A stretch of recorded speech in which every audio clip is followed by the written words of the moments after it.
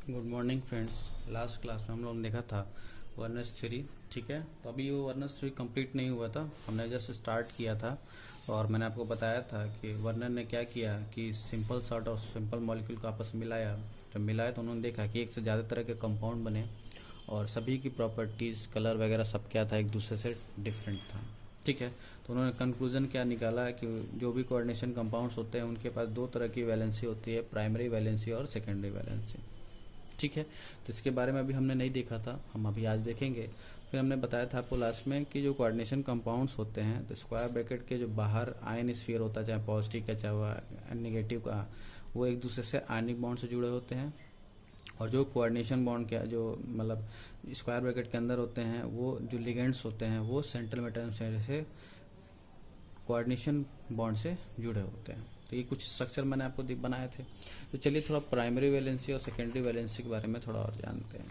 ठीक है, तो देखो बोर्ड वगैरह में आपको लिखने को भी आएगा कि प्राइमरी और सेकेंडरी वैलेंसी डिफरेंस क्या होगा। वैसे मैं आपको बता रहा हूँ, आप चाहो तो नोट करते जा सकते हो। ठीक है, देखो प्राइमरी वैलेंसी, पहले इधर मैं प्राइमरी वैलेंसी के बारे में बताऊँगा।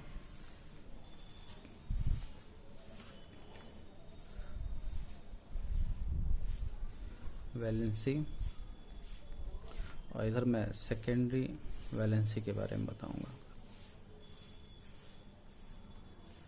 ठीक, चलिए तो सुनते हैं। सबसे पहला पॉइंट क्या है कि जो प्राइमरी वैलेंसी होती है, प्राइमरी वैलेंसी, तो ध्यान ये रखना है कि जो प्राइमरी वैलेंसी होगी वो आयनिक बॉन्ड बनाएगी हमेशा। आयनिक बॉन्ड, प्राइमरी वैलेंसी क्या बनाएगी? Ionic bond, forms ionic bond. ठीक है, जो सेकेंडरी वैलेंसी होगा ये forms coordination bond.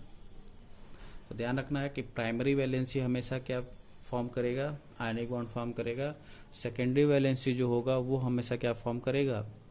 Secondary valency हमेशा कोऑर्डिनेशन बॉन्ड को फॉर्म करेगा, बनाएगा। ठीक है, दूसरा पॉइंट क्या है कि जो प्राइमरी वैलेंसी होता है, प्राइमरी वैलेंसी जो होता है, जो प्राइमरी वैलेंसी होता है उसको पूरा करने के लिए हमेशा निगेटिव आयंस आएंगे। हमेशा कौन आएगा? निगेटिव चार्ज बोलो या आयंस बोलो। अभी इसको हम सब एग्जाम्पल समझेंगे। ठीक है, अभी मैं डिफरेंस बता रहा हूँ लेकिन इसको हम एग्जाम्पल समझेंगे कि क्या हो रहा है। ठीक है, तो हमेशा याद रखना है प्राइमरी वैलेंसी को कंप्लीट करने के लिए कौन आएगा? निगेटिव चार्ज या आयंस आएंगे। सेकेंडरी वैलेंसी को पूरा करने के लिए सबसे पहले देखो यहाँ सिर्फ नेगेटिव आएगा, ओनली नेगेटिव। बट सेकेंडरी में क्या होता है? सबसे पहले न्यूट्रल मॉलिक्यूल्स आते हैं। सेकेंडरी वैलेंसी को कंप्लीट करने के लिए सबसे पहले कौन आएगा? Neutral molecules. ठीक है, और अगर मान लो सेकेंडरी वैलेंसी न्यूट्रल मॉलिक्यूल्स भी कंप्लीट नहीं कर पाया, देन निगेटिव आयंस आएंगे। निगेटिव आयंस यहाँ ना बोल के लिगेंड्स बोलो, क्योंकि सेकेंडरी में क्या बनता है? लिगेंड्स रहते हैं अंदर, तो निगेटिव लिगेंड्स आएंगे।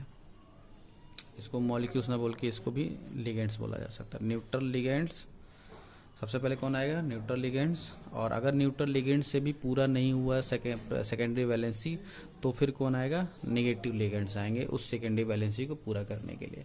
जैसे आपने पहले भी पढ़ा होगा कि जो मॉलिक्यूल्स तभी स्टेबल बनेंगे जब उनकी वैलेंसीज क्या हो जाती थी? कंप्लीट हो जाती थी।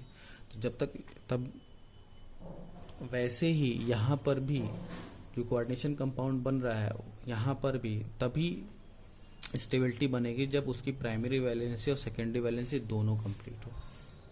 ठीक है, तीसरा पॉइंट क्या है? तीसरा पॉइंट कि हमने कल आपको बताया था कि जो स्ट्रक्चर थे, इनका स्ट्रक्चर होता है, जैसे हमने हाइब्रिडाइजेशन में पढ़ा था, लीनियर, ट्राइगोनल, प्लेनर, टेट्राहेड्रल इस टाइप का। ठीक है, तो यहाँ पे भी कुछ स्ट्रक्चर होता है। तो आपको ये बता दूं, क्योंकि ये आयनिक बॉन्ड से बना हुआ है, तो आयनिक बॉन्ड कभी भी जियोमेट्री या शेप, मॉलिक्यूल के शेप वगैरह फॉर्मेशन में पार्टिसिपेट नहीं करता है। तो प्राइमरी वैलेंसी यहाँ पर भी do not participate in geometry, मतलब कंपाउंड की ज्योमेट्री क्या है, कैसे हो रही है, कैसा बनेगा, उससे प्राइमरी वैलेंसी को कोई भी लेना देना नहीं है। प्राइमरी वैलेंसी कुछ भी हो, कैसी भी हो, ज्योमेट्री में किसी तरह का पार्टिसिपेशन नहीं देगी। बट सेकेंडरी वैलेंसी के वजह से ही ज्योमेट्री बनती है। तो ये क्या होगा, इट पार्टिसिपेट्स इन ज्योमेट्री। तो हमेशा आपको ये ध्यान रखना है कि जब भी आप ज्योमेट्री बताओगे कोऑर्डिनेशन कंपाउंड का, तो आपको देखना क्या होगा, क्या फोकस में रखना होगा, सेकेंडरी वैलेंसी को। ठीक है, तो हमेशा याद रखना कि पार्टिसिपेशन में सिर्फ कौन जाएगा, सेकेंडरी वैलेंसी, प्राइमरी वैलेंसी का यहाँ कोई रोल ही नहीं है। ठीक है, चौथा देखो, चौथा ये है कि जो प्राइमरी वैलेंसी है, जैसे मैंने कल आपको बताया था कि जो आयनिक बॉन्ड यहाँ में बना रहे थे वो किससे बता रहे थे, डॉटेड लाइन से। ठीक है, तो यहाँ पे मैं बना देता हूँ। ठीक है, तो इट रिप्रेजेंट्स विथ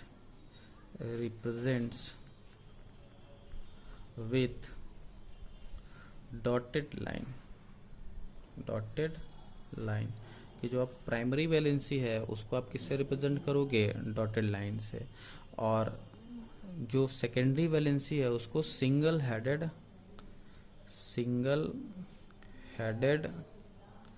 एरो से रिप्रेजेंट करोगे। सिंगल, जैसे आप कोऑर्डिनेशन बॉन्ड बनाते हो वैसे आप इसको ही बनाओगे। ठीक है, तो ये कुछ डिफरेंस थे आपके प्राइमरी वैलेंसी और सेकेंडरी वैलेंसी में किया गया। ये सारे डिफरेंस आपको ध्यान में रख रहे होंगे। ठीक है, अब चलिए एक एग्जांपल से समझते हैं कि कौन सी प्राइमरी वैलेंसी की मैं बात कर रहा हूँ, कौन सी सेकेंडरी वैलेंसी की बात कर रहा हूँ। ठीक है, चलो तो एक एग्जांपल लेते हैं। जैसे मैंने मान लो ले लिया, कल वाला एग्जांपल ले लिया, मैंने ले लिया CONH6 और यहाँ पे Cl3। ठीक है, एक और यहाँ पे पॉइंट लिख सकते हो, डिफरेंस में इम्पॉर्टेंट है, ध्यान ये रखना। जैसे मैंने क्या किया है, 5 पॉइंट में आप लिखते हो जो कि प्राइमरी वैलेंसी कितनी होगी ये पता कैसे करोगे। ठीक है, तो ध्यान रखना कि जो भी CMA का ऑक्सीडेशन नंबर होगा, CMA का जो भी ऑक्सीडेशन नंबर होगा वही क्या होगी, प्राइमरी, उतनी ही प्राइमरी वैलेंसी होगी। CMA का ऑक्सीडेशन नंबर जो भी होगा वही प्राइमरी वैलेंसी होगी। ठीक है, और सेकेंडरी की बात करो तो CMA का जो भी कोऑर्डिनेशन नंबर होगा, कोऑर्डिनेशन नंबर मैंने आपको निकालना सिखाया स्टार्टिंग में ही, ऑक्सीडेशन नंबर भी निकालना सिखाया और कोऑर्डिनेशन नंबर भी। तो जो भी कोऑर्डिनेशन नंबर होगा सेंटीमीटर का वो होगा आपका सेकेंडरी वैलेंसी। मतलब आपसे कहा जाए कितनी सेकेंडरी वैलेंसी है, तो सिर्फ आप क्या देखो कि उसका कोऑर्डिनेशन नंबर कितना है। ठीक है, पूछा जाए प्राइमरी वैलेंसी कितनी है, तो उस कंपाउंड का क्या करो, CMA का ऑक्सीडेशन नंबर निकाल डालो और वो क्या दे देगा आपको, उसका प्राइमरी वैलेंसी दे देगा। जैसे यहाँ पे एग्जांपल दिया है, तो सबसे पहले ऑक्सीडेशन नंबर निकालो, तो ये 0, ये प्लस -3, तो क्या हो जाएगा इसका +3। तो यहाँ ऑक्सीडेशन नंबर जो है वो क्या है, +3 है। कोऑर्डिनेशन नंबर मैंने क्या बताया था, मैंने कोऑर्डिनेशन में ये बताया था कि जितने भी लोन पेयर का सपोर्ट किया जाए, लिगेंड्स द्वारा जितने भी लोन पेयर का CMA को सपोर्ट किया जाए वही उसका क्या था, कोऑर्डिनेशन नंबर। तो देखो NH3 क्या है, मोनोडेंटेट है, तो एक मॉलिक्यूल एक लोन पेयर देगा, तो यहाँ 6 मॉलिक्यूल यूज हो रहे हैं, तो मतलब 6 लोन पेयर जाएगा। मतलब यहाँ पे कोऑर्डिनेशन नंबर क्या है, 6 है। मतलब कि जो ऑक्सीडेशन नंबर है वो क्या है आपका, प्राइमरी वैलेंसी। तो मतलब इस केस में 3 क्या है, प्राइमरी वैलेंसी है, और 6 क्या है, सेकेंडरी वैलेंसी है। ठीक है, 3 क्या है प्राइमरी वैलेंसी और 6 क्या है सेकेंडरी वैलेंसी है। इस केस में ये चेंज होता भी रहेगा। ठीक, तो बात समझ में आ रहा है कि प्राइमरी वैलेंसी क्या होगा, सेकेंडरी वैलेंसी क्या होगा। तो पहले तो आप ये ध्यान रखना कि जो भी ऑक्सीडेशन नंबर होगा वही प्राइमरी वैलेंसी होगी, और जो भी उसका कोऑर्डिनेशन नंबर होगा वही आपका सेकेंडरी वैलेंसी होगी उस कंपाउंड के लिए। ठीक, अब जैसे मैंने बताया कि जो प्राइमरी वैलेंसी है वो किससे कंप्लीट की जाएगी, ओनली नेगेटिव चार्ज आयन से कंप्लीट की जाएगी, और सेकेंडरी वैलेंसी पहले न्यूट्रल लिगेंड से आएंगे और फिर बाद में क्या आएगा, फिर बाद में आपका नेगेटिव लिगेंड्स आएंगे। ठीक है, तो जैसे देखते हैं इस मॉलिक्यूल के लिए देखते हैं। तो मैंने बताया कि इसको खोला जाए, इसको तोड़ा जाए, तो इसको तोड़ोगे तो ये चीज़ हमको देखने को मिलेगा, इसके ऊपर +3 का चार्ज, और Cl 3 होगा और इसके ऊपर एक नेगेटिव चार्ज होगा। ठीक, तो मैंने आपको बताया था कि इसका स्ट्रक्चर ही बनाया था, तो इसके ऊपर भी +3 0।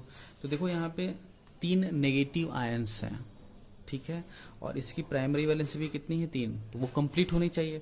तो देखो 3 पॉजिटिव 3 नेगेटिव क्या एक दूसरे को कंप्लीट कर देंगे 0 बना के। तो देखो प्राइमरी वैलेंसी किससे कंप्लीट हुआ, नेगेटिव आयन से। क्लियर है, बात समझ में आ रहा है।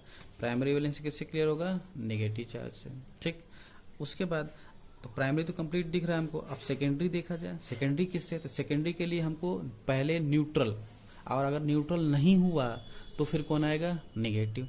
तो देखते हैं, हमको 6 यहाँ पे दिख रहा था, 6 इसको दिख रहा था, तो क्या करेंगे, 6 है। तो देखो क्या ये NH3 आपका न्यूट्रल है, देखो न्यूट्रल है, और हर एक NH3 एक एक लोन पेयर का सपोर्ट करेगा। तो 6 इसको चाहिए थे, तो क्या इसको 6 दिया जाएगा, बिल्कुल। तो सबसे पहले कौन आया है, न्यूट्रल आया है, न्यूट्रल लिगेंड्स को सपोर्ट किया है। ठीक है, एक और एग्जांपल देखते हैं। जैसे मान लो इसी को हम यहीं पे इसी को हम थोड़ा सा और कल से मॉडिफाई करते हैं। जैसे मान लो हमने यहाँ पे इसको लिखा 5 एक Cl को अंदर बुलाया और यहाँ पे Cl2 लिखा, ये दूसरा मॉलिक्यूल था। ठीक है, तो देखो इसको जब तोड़ोगे तो फिर से +2, अगेन यहाँ पे ऑक्सीडेशन नंबर निकालोगे तो कौन आएगा, +3 है। लेकिन अगर देख रहे हो तो अभी मैं इसका स्ट्रक्चर बनाता हूँ, यहाँ पे स्ट्रक्चर आप देखो इसका बनाते हुए। इसको तोड़ोगे तो आप देखोगे कि CONH3 साइड में 5 एक Cl, और यहाँ 2 नेगेटिव, तो इसके ऊपर 2 पॉजिटिव और +2 Cl माइनस। ठीक है, ठीक है। अब फर्दर इसको तो अब देखो क्या करेंगे, इसका स्ट्रक्चर बनाएंगे। अब देखो पहले ऑक्सीडेशन नंबर निकालती तो ऑक्सीडेशन आएगा कितना, +3 आएगा, क्योंकि ये +2 है, इधर एक माइनस उधर जाकर प्लस हो जाएगा, +3 आ जाएगा। अब रही बात उसका कोऑर्डिनेशन नंबर निकालने का, तो भैया ये मोनोडेंटेट है तो 5 ये देगा, और ये एक और है तो 5 है और एक ये टोटल 6। तो ऑक्सीडेशन नंबर 3 और कोऑर्डिनेशन नंबर कितना है, 6 है। ठीक है, तो 3 इसका क्या हुआ, प्राइमरी वैलेंसी, और 6 क्या हुआ, सेकेंडरी वैलेंसी। अब देखते कंप्लीट कैसे हो रहा है। तो देखो इसका स्ट्रक्चर जब बनाओगे तो 5 NH3 हैं, तो पहले बना लो कल की तरह जो मैंने बनाया था। 4 होंगे आपके प्लेन में, और चारों क्या होंगे, कोऑर्डिनेट बाउंड से सपोर्ट करेंगे। ठीक, 5 एक और है, तो प्लेन के ऊपर परपेंडिकुलर एक NH3 होगा, वो भी सपोर्ट करेगा। और एक जो है Cl माइनस है, तो वो प्लेन के नीचे परपेंडिकुलर होके क्या करेगा, सपोर्ट करेगा। तो देखो क्या पहले कौन आया, सेकेंडरी वैलेंसी पूरा करने के लिए न्यूट्रल, पहले से क्यों लिखा जाता है, न्यूट्रल लिखा गया। ठीक, न्यूट्रल 5 थे, एक की कम पड़ रहा था, क्योंकि न्यूट्रल हमारे पास 5 ही थे, एक अभी भी कोऑर्डिनेशन बॉन्ड कम पड़ रहा था, सेकेंडरी बैलेंसिंग कम पड़ रहा था। तो उसको कंप्लीट करने के लिए कौन आया, यहाँ पे एक नेगेटिव बैठा था, क्या वो नेगेटिव अंदर चला गया, और अंदर जाएगा तभी वो कोऑर्डिनेशन बॉन्ड बना पाएगा। ठीक है, तो जैसे वो अंदर गया कोऑर्डिनेशन बनाया, तो क्या फिर अगर नहीं कंप्लीट हुआ सेकेंडरी, तो क्या नेगेटिव आयन जाके उसकी सेकेंडरी बैलेंसिंग को कंप्लीट किया, देखो हाँ कंप्लीट किया। तो सबसे पहले कौन आएगा, न्यूट्रल। अगर जितनी ज़रूरत है उतना न्यूट्रल प्रेजेंट है तो फिर नेगेटिव की आने की ज़रूरत नहीं है। लेकिन मान लो चाहिए ज़्यादा और है कम, तो फिर बाहर से क्या होगा, एक नेगेटिव निकलेगा, और उस सेकेंडरी बैलेंसिंग को जो कम पड़ रहा था उसको जाके क्या करेगा, कंप्लीट करेगा। क्लियर है। अब देखो जो बचा हुआ है इसके ऊपर +3, तो ये बात सेकेंडरी बैलेंसिंग की। अब देखो 2 Cl है, कहीं भी बना दो। देखो ध्यान ये रखना है कि ये Cl हमेशा कोऑर्डिनेट बॉन्ड से जुड़ा रहेगा, ये चेंज नहीं होगा। आप इसको इस पोजीशन पे कहीं पे भी चेंज करा सकते हो, बट ये जो 2 Cl माइनस हैं जो आयनिक बॉन्ड से जुड़ रहे होंगे वो कहीं पर भी बन सकते हैं, और उनके बीच में कोई भी कोऑर्डिनेशन बॉन्ड नहीं, क्या बनेगा, सिंपल आयनिक बॉन्ड।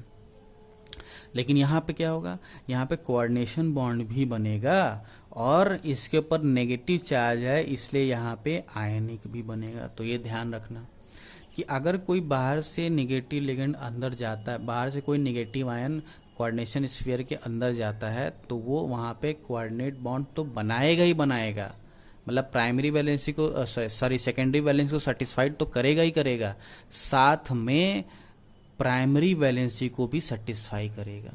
तो ये ध्यान रखना। तो देखो 2 Cl सेटिस्फाई कर रहे थे, लेकिन प्राइमरी वैलेंसी भी 3 थी, तो 2 तो कर रहे थे, एक और चाहिए। तो यही Cl प्राइमरी को भी सपोर्ट कर रहा है और सेकेंडरी को भी सपोर्ट कर रहा है। तो ये थोड़ा ध्यान रखने वाली बात है, ठीक है, कि एक ही Cl प्राइमरी को भी सपोर्ट कर रहा है और सेकेंडरी को। लेकिन ये ऐसा कब होगा, जब हमारे पास न्यूट्रल लिगेंड्स की कमी होगी। जैसे इसका ही दूसरा एग्जांपल लेते हैं। मान लो एक और Cl को हमने अंदर भेजा, तो मान लो यहाँ पे हो गया CONH3 का 4 Cl2 और बाहर रह गया सिर्फ एक Cl, ठीक है।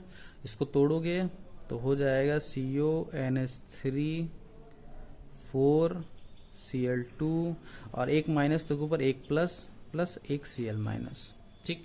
अगेन देखो ऑक्सीडेशन नंबर कितना होगा, +3 होगा।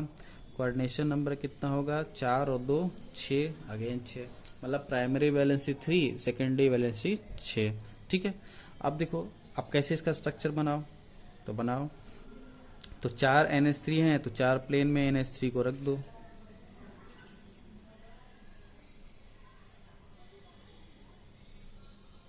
ठीक है। सभी क्या होंगे, कोऑर्डिनेट बॉन्ड से जुड़े होंगे, ठीक है।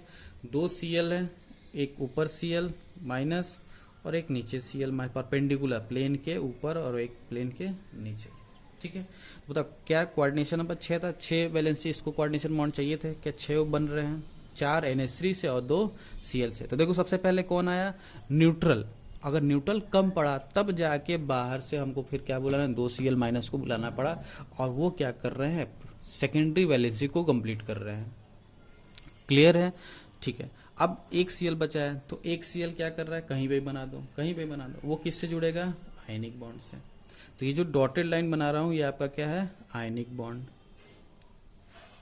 और ये सारे आपके क्या हैं, कोऑर्डिनेट बॉन्ड, ठीक है। तो जो भी मैं डॉटेड बना रहा हूं वो आपके क्या है, आयनिक बॉन्ड है। और जो एरोड हैं, जो सिंगल हेडेड एरो हैं, वो आपके कोऑर्डिनेशन बॉन्ड है, ठीक है। तो बात समझ में आ रहा है। अब देखते हैं कि कौन किसकी वैलेंसी पूरी कर रहे हैं। तो देखो 6 कोऑर्डिनेशन बॉन्ड कोऑर्डिनेशन नंबर था, तो 6 इसके सेकेंडरी वैलेंसी थी, तो 6 4 न्यूट्रल पूरा कर रहे हैं और 2 आपके नेगेटिव क्या कर रहे हैं, सेकेंडरी वैलेंसी को कंप्लीट कर रहे हैं। अब आते हैं प्राइमरी वैलेंसी पे।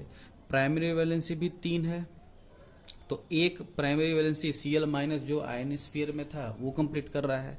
अब ध्यान से कि जो Cl माइनस आपके कोऑर्डिनेट बॉन्ड बना लिए हैं, लेकिन वो भी क्या करेंगे, आयनिक बॉन्ड से प्राइमरी वैलेंसी को कंप्लीट करेंगे। तो देखो पहले एक था, अब ये भी क्या कर रहा है, जो भी बाहर से अगर आपके निगेटिव लिगेंड्स बनते हैं, एनायनिक लिगेंड्स बनते हैं, वो क्या करेंगे, प्राइमरी वैलेंसी को कंप्लीट तो करेंगे ही करेंगे, साथ में वही सेकेंडरी वैलेंसी को भी क्या करेंगे, कंप्लीट करेंगे।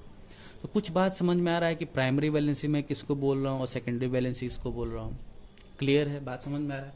सिर्फ आपको ये ध्यान रखना है कि कोऑर्डिनेशन नंबर क्या है और उसका ऑक्सीडेशन नंबर क्या है। ऑक्सीडेशन नंबर प्राइमरी वैलेंसी को दिखाएगा और कोऑर्डिनेशन नंबर सेकेंडरी वैलेंसी को दिखाएगा, ठीक है। एक और एग्जांपल देखते हैं। चलो अब हम नेक्स्ट एग्जांपल देखते हैं K4FeCN6 का, ठीक है। अब यहाँ देखते हैं कि कौन प्राइमरी है कौन सेकेंडरी है। तो सबसे पहले तो तोड़ो इसको, ठीक है। तो ये हो जाएगा 4K प्लस FeCN6 और इसके ऊपर 4 माइनस के 4 प्लस, ठीक है। ऑक्सीडेशन नंबर निकालो, 4 माइनस 6 हो जाएगा +6, कितना आ जाएगा +2, ठीक। तो यहाँ पे ऑक्सीडेशन नंबर तो आ गया +2, मतलब प्राइमरी वैलेंसी क्या है, 2, ठीक है। सेकेंडरी वैलेंसी के लिए हमको क्या निकालना होगा, कोऑर्डिनेशन नंबर। तो कैसे पता चलेगा, Cn हमारा क्या है, मोनोडेंटेट है, तो एक Cn एक लोन पेयर देगा, तो 6 Cn 6 देंगे, तो कोऑर्डिनेशन नंबर क्या आ गया, 6, मतलब ये हो गया आपका प्राइमरी और ये हो गया आपका सेकेंडरी, ठीक है। ये हो गया प्राइमरी वैलेंसी, हो गया सेकेंडरी वैलेंसी। अब देखते हैं कि कैसे कंप्लीट होगा। तो उसके लिए क्या करना होगा, स्ट्रक्चर। तो ध्यान रखना, स्ट्रक्चर हमेशा कोऑर्डिनेशन स्फीयर का बनेगा, आयन स्फीयर का नहीं बनेगा, क्योंकि आयन स्फीयर में आयनिक बॉन्ड बनेगा और आयनिक बॉन्ड किसी भी स्ट्रक्चर में सपोर्ट नहीं देता है। तो हमेशा ध्यान रखना किसका बनाओगे, सिर्फ और सिर्फ किसका बनाओगे, कोऑर्डिनेशन स्फीयर का। तो बनाओ। तो बीच में क्या आएगा, सेंट्रल मेटल एटम, ठीक है। 6 CN है, तो पहले 4 प्लेन में बनाओ, ठीक है। सभी क्या करेंगे, एक एक कोऑर्डिनेशन बॉन्ड से इसको सपोर्ट करेंगे, बना दिए। ध्यान रखना CN के ऊपर एक नेगेटिव चार्ज होता है, तो ये लगाना मत भूलना, एक एक नेगेटिव। अब 6 है तो एक प्लेन के ऊपर परपेंडिकुलर और फिर 6 एक नीचे होगा CN, तो एक नीचे CN माइनस परपेंडिकुलर, ठीक है। अब देखो यहाँ पे इसके ऊपर +2 चार्ज है Fe के ऊपर। अब देखते हैं कि कौन किसको कंप्लीट कर रहा है, ठीक है। एक बात देखो ध्यान से, यहाँ पे जो लिगेंड है वहाँ पे एक भी लिगेंड न्यूट्रल नहीं है, ठीक है। तो ध्यान रखना कि लिगेंड अगर न्यूट्रल होगा तो सबसे पहले सपोर्ट कौन करेगा, न्यूट्रल। और अगर जब है ही नहीं, निगेटिव ही है, तो सपोर्ट कौन करेगा, निगेटिव, ठीक है। तो देखो, तो 6 क्या कर 6 इसको चाहिए था, 6 एक एक लोन पे दिए, तो सेकेंडरी वैलेंसी 6 कौन सेटिस्फाई कर रहा है, नेगेटिव लिगेंड्स सेटिस्फाई किए प्राइमरी सेकेंडरी वैलेंसी को, ठीक। अब प्राइमरी वैलेंसी 2 है, अब इसको सेटिस्फाई कैसे करेगा, तो ध्यान दो, +2 है, ठीक है। तो इसको चाहिए भी 2 ही। तो देखो जो निगेटिव है, इन्हीं 6 में से कोई 2 क्या करेंगे, Fe के साथ आयनिक बॉन्ड भी बनाएंगे। अभी हमने देखा था कि लास्ट में कि जो भी नेगेटिव लिगेंड होगा वही सेकेंडरी वैलेंसी को कंप्लीट करेगा और वही आपका प्राइमरी वैलेंसी को भी सेटिस्फाई करेगा। देखो 6 प्रेजेंट है, लेकिन प्राइमरी वैलेंसी को चाहिए कितना, 2 ही, इसलिए सिर्फ 2 ही CN क्या करेंगे, आपके सेंट्रल मेटल एटम से प्राइमरी वैलेंसी को कंप्लीट करेंगे। तो भैया बाकी बच्चे 4 आयन क्या करेंगे, बाकी 4 के लिए K+4 है ही, तो K+ बना दो 4 जगह कहीं पर भी। और जो बचे हुए आपके नेगेटिव आयन हैं वो उनसे क्या कर लेंगे, आयनिक बॉन्ड बना लेंगे, तो वो उनका चार्ज उनसे क्या हो जाएगा, न्यूट्रलाइज हो जाएगा। बात समझ में आ रहा है, क्लियर है। तो वर्नस थ्योरी समझ में आया कि वर्नस ने क्या बोला कि जो भी आपके कोऑर्डिनेशन कंपाउंड होंगे उनके पास 2 तरह की वैलेंसी होगी। पहले वैलेंसी को हम प्राइमरी वैलेंसी कहेंगे, दूसरे वैलेंसी को सेकेंडरी वैलेंसी कहेंगे। प्राइमरी वैलेंसी हमेशा आयनिक बॉन्ड बनाएगा, सेकेंडरी वैलेंसी हमेशा कोऑर्डिनेशन बॉन्ड बनाएगा। प्राइमरी वैलेंसी को कंप्लीट कौन करेगा, हमेशा निगेटिव। देखो यहाँ पे भी निगेटिव ही सपोर्ट कर रहा था, अगर ये इससे नहीं है, बाहर है, तो भी निगेटिव ही हमेशा सपोर्ट करेगा।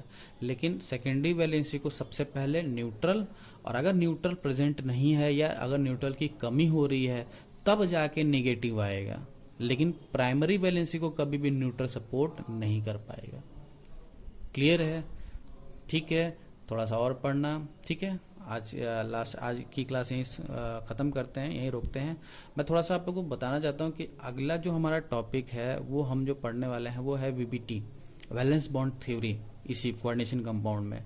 तो उसमें मुझे थोड़ा सा आपको जियोमेट्री के स्ट्रक्चर के नेमिंग की ज़रूरत पड़ेगी। तो ये बेटर होगा कि जो नेक्स्ट वीडियो है आपको देखने से पहले आप एक बार क्लास 11 में जो आपने हाइब्रिडाइजेशन पढ़ा है उसमें आपने स्ट्रक्चर का नाम पढ़ा है, लीनियर, ट्राइगोनल, टेट्राहेड्रल, ठीक है, ट्राइगोनल, बाई पिरामिडल, इस तरह के जो नेमिंग है, ऑक्टाहेड्रल, ठीक है, या इसी को स्क्वायर पिरामिडल बोलते हैं, स्क्वायर बाई पिरामिडल बोलते हैं। तो इस तरह के नाम आप एक बार देख लेना ताकि आपको समझने में क्या हो, आसान हो। और VBT मॉडल काफ़ी इंपॉर्टेंट है दोनों के रिकॉर्ड, नीट की रिकॉर्डिंग भी और IIT की रिकॉर्डिंग भी, और बोर्ड में भी आता है, ठीक है।